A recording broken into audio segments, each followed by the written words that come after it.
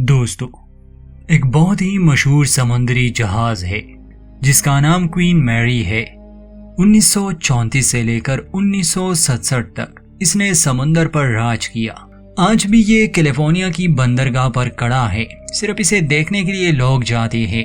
हमेशा की तरह हर चीज के पीछे कोई ना कोई कहानी होती है और इस समुद्री जहाज की भी एक कहानी है। अपने जमाने में ये एक विशाल जहाज था, मगर बाद में लोगों ने कुछ दावे किए। इस जहाज को शापित कहा उन्होंने, क्योंकि बड़े बड़े तूफानों और जंगों में ये बचा रहा। उन्हीं अफवाहों पर ये फिल्म बनाई गई है, जिसकी कहानी हम इस वीडियो में एक्सप्लेन करेंगे। चैनल को सब्सक्राइब कर दे अगर नहीं किया तो।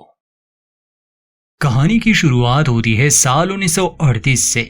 क्वीन मैरी जहाज समंदर को चीरते हुए अटलांटिक से गुजर रहा था। अंदर का माहौल हमें दिखाया जाता है।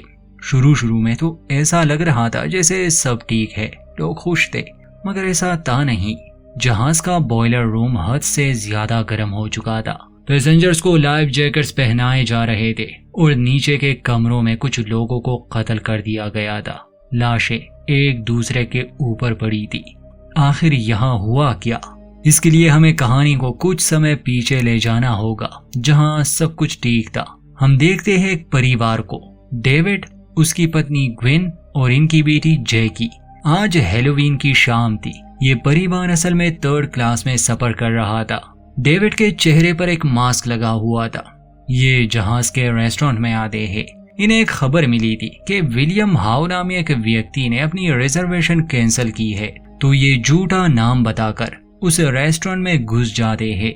ग्वीन को डर लग रहा था कि अगर इन्होंने हमें पकड़ लिया तो बुरा होगा, हमें ये नहीं करना चाहिए। मगर डेविड काफी कॉन्फिडेंट था और अदाकारी में भी काफी माहिर था। ये लोग अपने टेबल पर बैठे ही थे कि तभी वहाँ एक मशहूर फिल्म प्रोड्यूसर जिसका नाम विक्टर था वो आता है। डेविड की बेटी जैकी को डांस का बहुत शौक था। वो अपने माता पिता से कहती है कि शायद मुझे उनसे बात करनी चाहिए, ये एक मौका है। अगर वो मुझे अपने किसी फिल्म में ले ले तो हमारी किस्मत बदल सकती है। डेविड का परिवार काफी मुश्किल दौर से गुजर रहा था। हाल ही में उसने एक जंग में भी हिस्सा लिया था, जिसमें उसका चेहरा काफी जख्मी हुआ था। और आगे जब उसका मास्क उतर जाएगा, आप देख लेंगे कि डेविड कितना डरावना लगता है। डेविड अपनी बेटी से कहता है कि हमें सब्र रखना चाहिए, हम किसी से भीख नहीं मांग सकते। दूसरी तरफ हमें जहाज का कप्तान दिखाया जाता है, जिसके पास उसका फर्स्ट मेट आता है। कप्तान गुस्सा था, पूछता है कि जहाज की रफ्तार धीमी क्यों है, इसे तेज करो। तो उसका साथी उसे ले जाता है बॉयलर रूम के करीब और कप्तान से कहता है कि जहाज का इंजन बहुत गर्म हो चुका है, अगर हमने इसे रोका नहीं तो शायद ये जहाज डूब जाए। बजाय इसके कि कप्तान उसकी बात माने, उस पर गुस्सा करता है कि अगर आइंदा तुमने मेरी इजाजत के बिना जहाज को धीमा किया तो मैं तुम्हें नौकरी से निकाल दूंगा। ये जहाज नहीं डूबेगा, रफ्तार और तेज करो। जहाज के क्रू को उसकी बात काफी अजीब लगती है, मगर जिसकी लाठी उसकी भैंस। अब क्या कर सकते हैं? वो जहाज की स्पीड बढ़ा देते हैं, यहाँ तक कि वहाँ काम करने वाला एक इंसान भी जख्मी हो गया। मगर कप्तान अपना फैसला नहीं बदलता। रेस्टोरेंट में बैठे डेविड, उसकी पत्नी और बेटी इस बारे में सोच रहे थे कि क्या जैकी उस मशहूर प्रोड्यूसर को अपना डांस दिखाए या नहीं। डेविड कहता है कि नहीं, ये सही समय नहीं है। उसकी और ग्विन की बहस छिड़ जाती है। ग्विन को पत्तों का खेल बहुत पसंद था, मतलब किसी ज्योतिषी की तरह। वो कहती है कि क्यों ना ये फैसला पत्ते ही करे। जब वो पत्ता निकालती है तो उस पर तकदीर लिखा था, मतलब कि जैकी अपनी किस्मत आजमा सकती है। उसके माता पिता बहस ही कर रहे थे तो जैकी जाती है उस आदमी के पास, यानी कि विक्टर के पास, और उसे कहती है कि मैं आपकी बहुत बड़ी फैन हूँ, मैं बहुत अच्छी डांसर भी हूँ, अगर आप मेरा डांस देख ले तो शायद आप मुझे किसी फिल्म में रोल दे। विक्टर सख्त मिजाज वाला इंसान था। वो उस पर गुस्सा करता है, कहता है कि क्या तुम्हारे माता पिता ने तुम्हें नहीं सिखाया कि ऐसे बिना बुलाए किसी के पास नहीं जाते। ये बात सुनकर जैकी को बहुत बुरा लगता है। वो वापस आती है, मगर सबसे बुरा डेविड को लगा, इसलिए वो खुद विक्टर से बात करने आता है। मगर विक्टर उसे कोई अहमियत नहीं दे रहा था। इतने में रेस्टोरेंट वालों को असलियत का पता भी चल गया कि डेविड ने झूठा नाम इस्तेमाल किया। डेविड की विक्टर से बहस ही चल रही थी कि तभी सिक्योरिटी आती है और डेविड को वहां से निकाल देती है। इस हाथापाई में डेविड का मास्क भी उतर जाता है और हम देख पाते हैं कि उसका चेहरा बहुत बिगड़ गया है। उसे देखने पर वो काफी डरावना लगता है। नीचे ही एक पूल था, डेविड को वहां भेज दिया जाता है। ग्वेन भी उसके साथ बाहर आ चुकी थी, मगर उसे लगा जैसे उसने अपनी बेटी जैकी को खो दिया हो। वो उसे ढूंढने लगी। असल में जैकी अभी भी रेस्टोरेंट के अंदर ही थी, वो अकेली वहां बैठी थी कि तभी एक मशहूर गायक उसके पास आता है। पहले उससे माफी मांगता है, फिर कहता है कि अगर तुम मेरे साथ डांस करना चाहो तो जैकी हाँ करती है। वो खुश थी। इसके बाद वहाँ गाना बजता है और जैकी उस सिंगर के साथ काफी अच्छा डांस करती है। यहाँ तक कि वो विक्टर नामी इंसान भी जैकी के डांस से काफी इम्प्रेस हो जाता है और वो वादा करता है कि वो उसे काफी मशहूर बना देगा। विक्टर कहता है कि तुम्हारे माता पिता कहाँ हैं? शुरू में जो हुआ मैं उनसे माफी मांगना चाहता हूँ। जैकी ये कहकर वहाँ से चली जाती है कि मैं उन्हें लेकर आती हूँ। ये ठीक वही समय था जब जहाज का बॉयलर रूम हद से ज्यादा गर्म हो चुका था। पूल के करीब ही डेविड खड़ा था और तभी उसे गहराई में कुछ महसूस होता है। जहाज का क्रू इस काम में लगे थे कि वो जहाज को तबाह होने से बचाए। ग्वेन अपने कमरे में आती है। डेविड वहां नहीं था। डेविड कुछ देर बाद आता है। उसके हाथ में कुल्हाड़ी थी। ग्वेन परेशान थी। कहती है कि मैंने जैकी को खो दिया। भला मैं ऐसा कैसे कर सकती हूँ? वो ज्यादा दूर नहीं गई होगी, हमें उसे ढूंढना होगा। मगर अब डेविड बदल सा चुका था। ग्वेन को उससे डर लगने लगा था। पूछती है कि आखिर तुम ये कुल्हाड़ी अपने साथ क्यों लाए? डेविड की बातें भी अजीब सी हो गई थी। ग्वेन एक कार्ड पर मदद का शब्द लिखकर बाहर एक औरत को देती है, क्योंकि उसे अब अपने ही पति से डर लगने लगा था। शक उसका सही था, क्योंकि डेविड उस पर हमला कर देता है और कुल्हाड़ी से उसका बुरा हाल कर देता है। इतने में कुछ लोग केबिन में आते हैं। ये सब देखकर उन्हें तो विश्वास नहीं हो रहा था। उन्हें लगा शायद कोई शो चल रहा है। डेविड उन्हें भी मारने लगा। एक एक करके सबको कत्ल कर देता है। वो पूरा कमरा खून से रंग जाता है। ये बात जहाज के कप्तान को पता चल जाती है। जहाज डूबने का खतरा था, मगर वो कहता है कि हमारी सबसे बड़ी समस्या ये डेविड नामी इंसान है, हमें इसे ढूंढना होगा। जो कि बड़ी ही अजीब बात थी। भला एक पागल सनकी का जहाज के डूबने से क्या लेना देना? उसे तो हिरासत में लेना चाहिए। कप्तान की बातें इतनी अजीब थी जिससे साफ साफ यही लग रहा था कि वो पागल हो चुका है। मगर उसका क्रू अब भी उसकी बात मान रहा था। कुछ देर बाद डेविड को पकड़ लिया जाता है। उसे बांध के रखा था, मगर जैकी अपने पिता को ढूंढने आई। उसे नहीं पता था कि क्या हुआ है, बस उसने अपनी माँ की लाश देख ली थी। डेविड उसे कहता है कि तुम मुझे खोल दो। ऐसा करते ही डेविड अपनी ही बेटी को मार देता है। इसके बाद भी जहाज पर काफी भयानक हादसे हुए, मगर अतीत की इस कहानी को यहीं पर रोक देते हैं। राज अंत में खुलेगा। अब आते हैं अपने समय में। क्वीन मैरी जहाज कैलिफोर्निया की बंदरगाह पर खड़ा है। अब यहाँ पर सिर्फ टूरिस्ट आते हैं। हमें एन नामी औरत दिखाई जाती है जो अपने 8 साला बेटे लूकस को लिए क्वीन मैरी जहाज पर आ रही थी। असल में एन एक लेखक थी और वो इस जहाज पर एक किताब लिखना चाहती थी।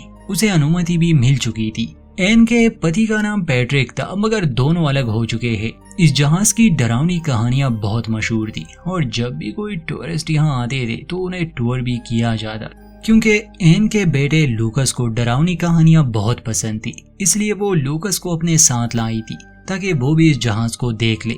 एन मिलने जाती है इस जहाज के कप्तान बिटनर के पास। पैट्रिक अपने बेटे लूकस को लिए जहाज के टूर पर निकल जाता है। टूर गाइड जहाज के हर चीज के बारे में बता रहा था। लूकस के हाथ में कैमरा था और वो अहम चीजों की तस्वीरें भी ले रहा था। मगर एक अजीब सी बात होती है, चलते चलते लूकस अपने पिता और बाकी लोगों से बिछड़ जाता है। वो जहाज के दूसरे हिस्से में टेलीपोर्ट हो गया। इस बात से वो काफी घबराया हुआ था। अपने पिता को वो आवाजें देता है, मगर कोई उसे नहीं सुन पा रहा था। खैर वो निकलने का कोई रास्ता तलाश रहा था, मगर जितना वो आगे जाता वो अंधेरों में ही पहुंच जाता, जैसे कोई शक्ति उसे अपनी ओर खींच रही हो। चलते चलते वो बॉयलर रूम में पहुंच गया। अब वो महसूस करने लगा कि उसके आसपास कोई है। यहाँ तक कि उसे जैकी भी नजर आती है, वही बच्ची जो आज से कई साल पहले मर चुकी है।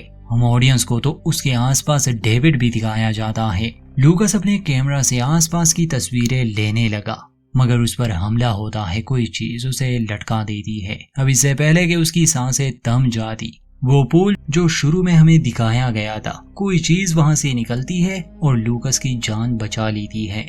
लूकस एक आखिरी बार पानी से बाहर निकलता है, मगर फिर वो नहीं दिखाई देता। दूसरी तरफ उसकी माँ एन यहाँ के कैप्टन से बात कर रही थी कि वो कैसे एक बेहतरीन किताब लिख सकते हैं। वो एक वर्चुअल 3D टूर का भी मशवरा दे रही है कि वो इसे भी डिजाइन कर सकते हैं।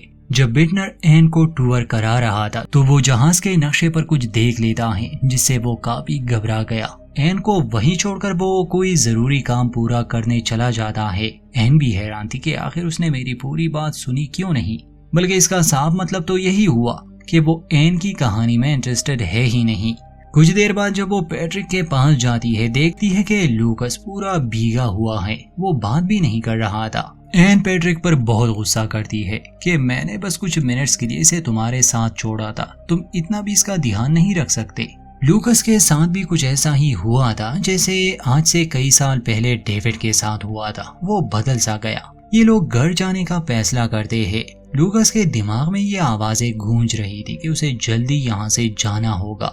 बिटनर को जब एहसास होता है तो वो इन्हें रोकने के लिए आया, मगर देर हो चुकी थी, वो जा चुके थे। लूकस अब जहाज से निकल गया था। बिटनर जल्दी से उन्हें कॉल करता है और बताता है कि माफ करना मैं आपको पूरी बात ना बता सका, मगर आप अपनी किताब लिख सकती है। एन ने कहा था कि अगर उसे ये किताब लिखनी है तो उसे इस जहाज पर कुछ दिन रहना होगा ताकि वो इसे अच्छे से स्टडी करे। कुछ दिन बाद एन और पैट्रिक इस जहाज पर रहने आते हैं, मगर बिटनर कहता है कि आपका बेटा वो भी आपके साथ होना चाहिए था। एन को हैरानी होती है। वो बताती है कि मेरा बेटा बहुत बीमार है, मैं उसे यहाँ नहीं ला सकती। खैर, बिटनर उसे फोर्स नहीं करता। बाद में जब एन और पैट्रिक कमरे में थे, हमें पता चलता है कि शायद वो दोनों कुछ जानते हैं। जहाज पर वापस आने का मकसद किताब लिखना नहीं था, बल्कि कुछ ढूंढना था, उसे वापस ले जाना था। ये एन को सबसे पहले पता चला था। उसने पैट्रिक को सारी बात बताई थी, मगर पैट्रिक कहता है कि मैं कुछ समझ नहीं पा रहा। वो वेंडिंग मशीन से कुछ लेने के लिए जाता है। एन वॉशरूम में थी। हम उसका हाथ देखते हैं जो जख्मी था। एक फ्लैशबैक दिखाया जाता है जब वो अपने घर में थी। देखती है कि लूकस खिड़की से बाहर छलांग लगा रहा है। एन उसे बचाने जाती है, मगर लूकस खिड़की उसके हाथ पर बंद कर देता है, जिससे उसका हाथ जख्मी हुआ।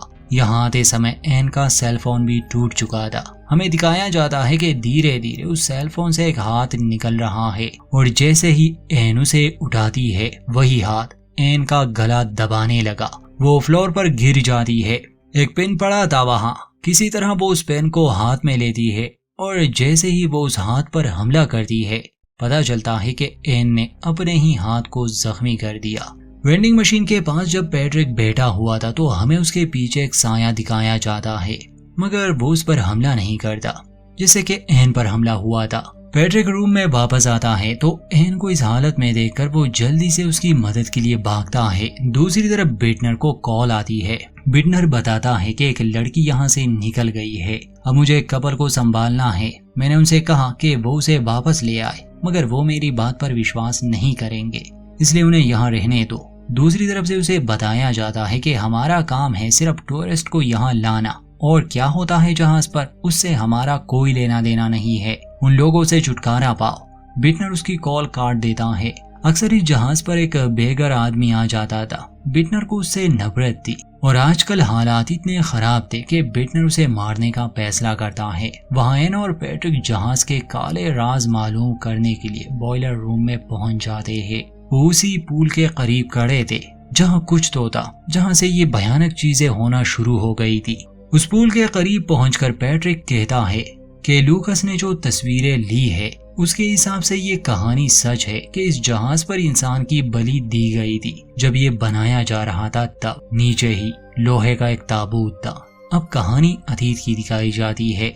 जिस रात डेविड प्रोसेस हुआ था, जहाज का इंजन गर्म हो चुका था और कप्तान बस डेविड को ही मारने की बात कर रहा था। कप्तान का बाकी क्रू कुछ समझ नहीं पा रहा था, जिस पर वो बताता है कि ये जहाज कभी नहीं डूबेगा, क्योंकि इसे बनाते समय एक शैतानी रस्म को पूरा किया गया था। जहाज के बीच में ही एक जिंदा इंसान को दफनाया गया। उसकी इस बलि ने जहाज को मजबूत बनाया। ये कभी नहीं डूब सकता।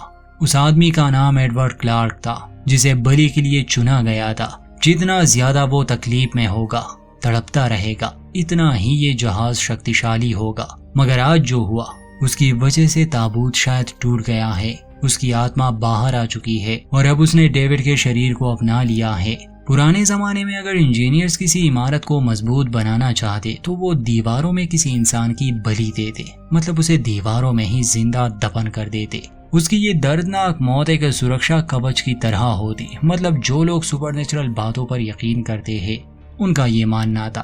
तो इस शिप के साथ भी कुछ ऐसा ही था। कप्तान आदेश देता है कि डेविड को ढूंढो, उसे मार डालो, वो इस जहाज से भाग ना पाए।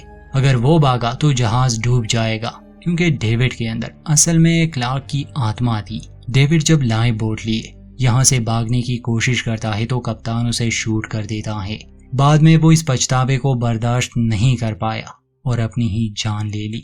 और इसके बाद अनगिनत लोगों की मौत हो गई इस जहाज पर।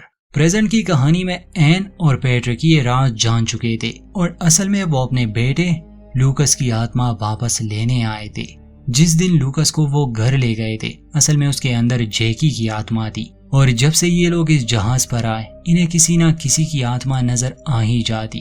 और वो आत्माएं जो यहाँ कैद है वो यहाँ से निकलना चाहती है, उन्हें शरीर चाहिए। एन और पैट्रिक एक दूसरे से बिछड़ जाते हैं। जहाँ पैट्रिक को बिटनर मिलता है, उसके कपड़े खून से लथपथ थे। जब पैट्रिक उससे पूछता है कि ये सब क्या है, बिटनर बात को छुपाने की कोशिश कर रहा था। असल में उसने उस बेघर इंसान का कत्ल कर दिया। मगर पैट्रिक बताता है कि हमने यहाँ आने से पहले ही तैयारी कर ली है। मेरे बेटे के कैमरे में यहाँ की तस्वीरें हैं।